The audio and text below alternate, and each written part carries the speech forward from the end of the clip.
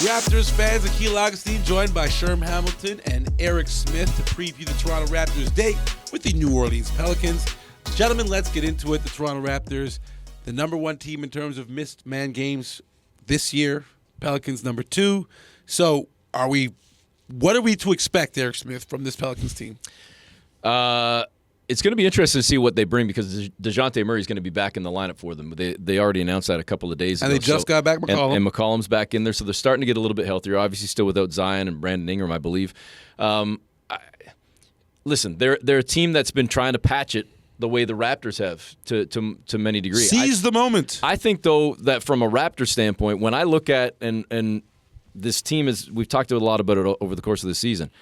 I think the Raptors are better than what their record indicates based on how they've played. When you look at 14 losses and 7 of the 14 have come by 5 points or less, this Raptor team, to me, can crack through and beat a Pelicans team that is still ravaged, that is still dealing with issues. And I think they match up well against this Pelicans team. And it's not like it's a difficult place to go into and win because there aren't a whole lot of people there. It's not some rabid, crazy atmosphere in the arena down there at the Smoothie King arena or whatever.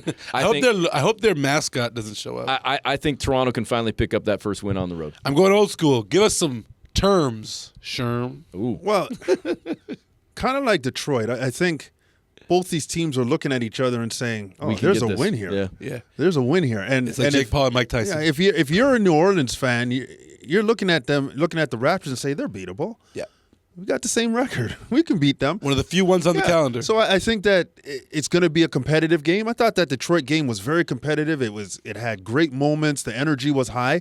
I think we'll get another one of those. Hopefully, with the Raptors falling on the positive end of the ledger this time. But if you're the Raptors, you're looking at this New Orleans team and you're saying you're going into their house.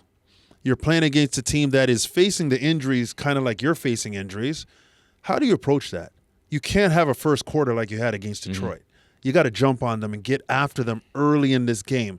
I mean, they're playing with a point guard who just kind of landed and had 20 assists in a game. So Alfred, who's your Barber Payton? You got to attack him. You got to make sure that this New Orleans team doesn't feel comfortable at all because like the Raptors second unit is playing hungry and playing to survive and guys are trying to show and prove that they belong in the league.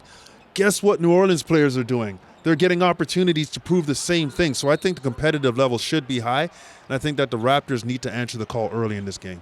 Yep, Alfred Payton having his moment after That's awesome for him, a couple years in Europe. That's awesome for him. Way to find his way back. And so for your Toronto Raptors, the agenda is shut down Alfred Payton and his Pelicans. We'll see who else is made available, but you can catch the game on the TSN Family Networks, 1050 with the radio call, TSN with the video.